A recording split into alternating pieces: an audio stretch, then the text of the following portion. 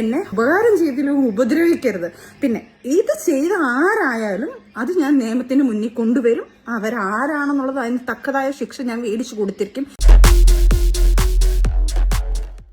Hi, എല്ലാവർക്കും നമസ്കാരം. അപ്പോൾ കഴിഞ്ഞ 2 ദിവസം മുമ്പ് സജന നൂർ, അതായത് നമ്മൾ പണ്ട് പറഞ്ഞിരുന്ന സജന ബ്രോസിന്റെ ഒരു വിവാദമായ പോസ്റ്റും കുറച്ച് ഫോട്ടോകളും സോഷ്യൽ മീഡിയയിൽ വൻ രീതിയിൽ പ്രചരിച്ചിരുന്നു. കാരണം അവരും റസൂൽ പൂക്കോട്ടിയുമായിട്ടുള്ള ചില വിവാദങ്ങളൊക്കെ ഇതിനു മുമ്പ് തന്നെ സോഷ്യൽ മീഡിയയിൽ കത്തിയുന്നുണ്ടായിരുന്നു. അതിനുശേഷം കുറച്ചു ദിവസം ശാന്തമായിരുന്ന സോഷ്യൽ മീഡിയയിൽ കഴിഞ്ഞ ദിവസമാണ് സഡൻലി സജന നൂർ 9 ആഴ്ച ഗർഭിണിയാണെന്നുള്ളൊരു ന്യൂസും കുറച്ച് ചിത്രങ്ങളുമാണ് സോഷ്യൽ മീഡിയ കത്തിച്ചു നിന്നിരുന്നത്. സത്യം പറഞ്ഞു കഴിഞ്ഞാൽ മിക്കവാറും എല്ലാ യൂട്യൂബേഴ്സും അതിനെ എടുത്ത് ക്രിറ്റിസൈസ് ചെയ്യുകയും ചെയ്തിരുന്നു.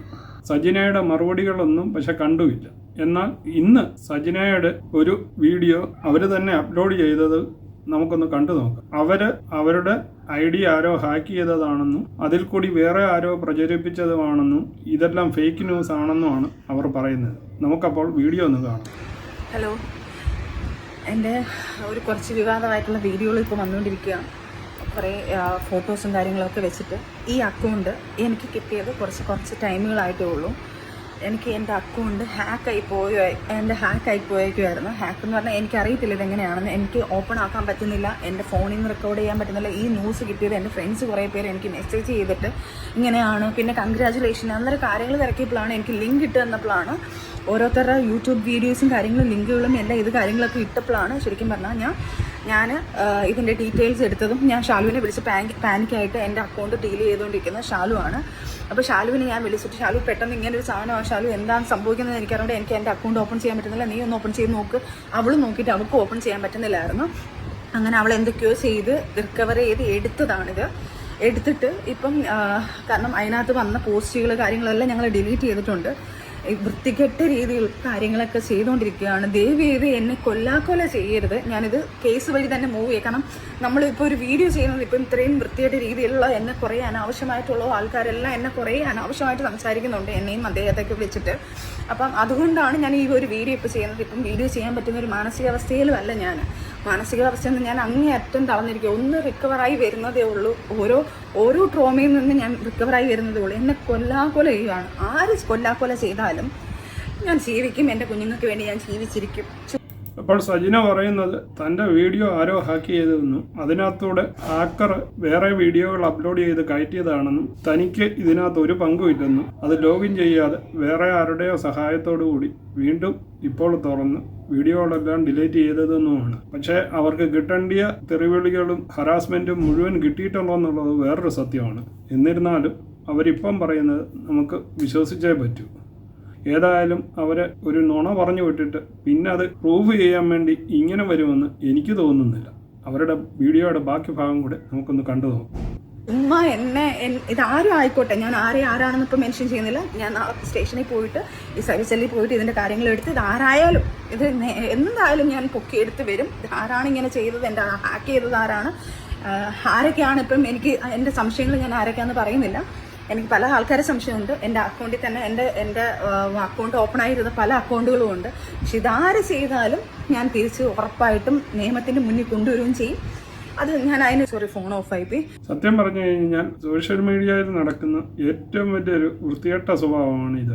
അവർ അറിഞ്ഞുകൊണ്ടാണോ എന്നറിയില്ല, പക്ഷെ അറിയാതെ അവരുടെ ഈ അക്കൗണ്ട് ഹാക്ക് ചെയ്താണ് ഇങ്ങനെ ഒരു വീഡിയോ പ്രചരിപ്പിച്ചെങ്കിൽ കഷ്ടം തോന്നുന്നു. അവർ ഈ 2 ദിവസമായിട്ട് സൈബർ ബുള്ളിങ്ങിന് എന്തും വേണ്ട ഇരയായി എന്ന് നിങ്ങൾ മറ്റുള്ള വീഡിയോകളും യൂട്യൂബും നോക്കിക്കഴിഞ്ഞാൽ മനസ്സിലാവും. കാരണം യൂട്യൂബേഴ്സ് പറയുന്നതൊന്നും തെറ്റല്ല. അവർ ഇങ്ങനെ ഒരു ഫോട്ടോയെ വിട്ട് ഈ പ്രചരണം വിട്ട് കഴിഞ്ഞ് കഴിഞ്ഞാൽ ആരാണ് അഭിപ്രായം പറയാത്തത്? എല്ലാവരും അഭിപ്രായം പറയും. പക്ഷെ അവർ മനസ്സറിയാത്ത കാര്യത്തിനാണ് ഇത് ഇങ്ങനെയുള്ള തെറിവിളി കേട്ടതെങ്കിൽ കഷ്ടം തോന്നുന്നു. ഇവരതിനെതിരെ കോടതിയിൽ പോകുമെന്നാണ് പറഞ്ഞത്. പോകട്ടെ, ഇങ്ങനെ ചെയ്തവനെ പൊക്കട്ടെ, അത് തന്നെയാണ് എല്ലാവരും ആഗ്രഹിക്കുന്നത്. അപ്പോൾ അവരുടെ വീഡിയോയുടെ ബാക്കി ഭാഗം കൂടി ഒന്ന് കാണാം.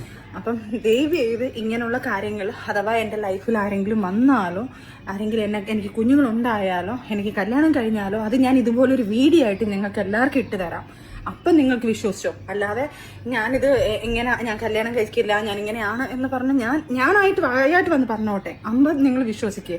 ദയവ് ചെയ്ത് എന്നെ ഉപകാരം ചെയ്തില്ലെങ്കിൽ ഉപദ്രവിക്കരുത്. പിന്നെ ഇത് ചെയ്ത ആരായാലും അത് ഞാൻ നിയമത്തിന് മുന്നിൽ കൊണ്ടുവരും. അവരാരാണെന്നുള്ളത് അതിന് തക്കതായ ശിക്ഷ ഞാൻ മേടിച്ചു കൊടുത്തിരിക്കും. ഇനി എന്നെ ദ്രോഹിച്ച് കൊല്ലാൻ ഞാൻ അങ്ങനെ ജീവിച്ച് നിൽക്കത്തില്ല.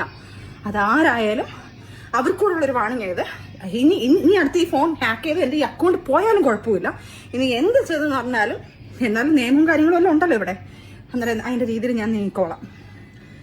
അപ്പോൾ അവർ പറയുന്നത് അവർക്കൊരു കുഞ്ഞുണ്ടായാലോ കല്യാണം കഴിച്ചാലോ ഒക്കെ അവർ വീണ്ടും ഒരു വീഡിയോ ഇട്ട് തന്നെ എല്ലാവരുടെയും മുന്നിൽ എത്തിക്കാവുന്നു. തന്നെ ഇനിയെങ്കിലും എല്ലാവരും ഈ സത്യാവസ്ഥ മനസ്സിലാക്കി ഉപദ്രവിക്കാതിരിക്കണമെന്ന് അഭ്യർത്ഥിക്കുകയാണ്. പക്ഷേ അപ്പോഴും വീണ്ടും പറയുന്നുണ്ട് തന്നെ ഉപദ്രവിച്ചത് ആരായാലും നമ്മൾക്ക് ഇവരുടെ ഈ ഹിസ്റ്ററിയൊക്കെ കേട്ടിരിക്കുന്നിടത്തോളം അവർ ഉദ്ദേശിക്കുന്നത് ആരെയാണെന്ന് പറയാതെ തന്നെ എല്ലാവർക്കും മനസ്സിലാവുന്ന കാര്യമാണ്.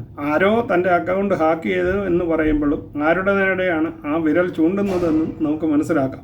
അവരപ്പം തീർച്ചയായിട്ടും പോലീസ് സ്റ്റേഷനിൽ പോകും എന്ന് തന്നെയാണ് പറയുന്നത്. ഒരു പോലീസ് സ്റ്റേഷനിൽ പോയി കംപ്ലൈൻറ്റ് ചെയ്യട്ടെ, ഈ ആളിനെ പോക്കട്ടെ, നമ്മൾ എല്ലാവരും ആ ആളിനെതിരെ തന്നെ വീഡിയോ ഇടുന്നതായിരിക്കുമെന്നും പറഞ്ഞുകൊണ്ട് അവരുടെ ഈ സംസാരം സത്യമാണെന്ന് ധരിച്ച് അവരെ വെറുതെ വിടണമെന്നാണ് ഞാൻ ആഗ്രഹിക്കുന്നത്. കാരണം ഒരു സ്ത്രീ എന്തും വേണ്ട ടെൻഷൻ അനുഭവിച്ചാണ് ഈ വീഡിയോ ചെയ്യുന്നതെന്ന് അവരുടെ മുഖം കണ്ടാൽ തന്നെ മനസ്സിലാകും. സത്യം പറഞ്ഞു കഴിഞ്ഞാൽ കണ്ടിട്ട് കഷ്ടമാണ് തോന്നുന്നു. അവരെങ്ങനെയും ആയിക്കോട്ടെ, പക്ഷേ ഇപ്പോഴത്തെ അവരുടെ മാനസികാവസ്ഥ കണ്ടിട്ട് വല്ലാത്ത കഷ്ടം തോന്നുന്നു. അപ്പോൾ ഈ വീഡിയോയിൽ നിങ്ങളുടെ അഭിപ്രായവും കമൻറ്റ് രേഖപ്പെടുത്തുക. വീണ്ടും പുതിയൊരു വീഡിയോയുമായി വരാം.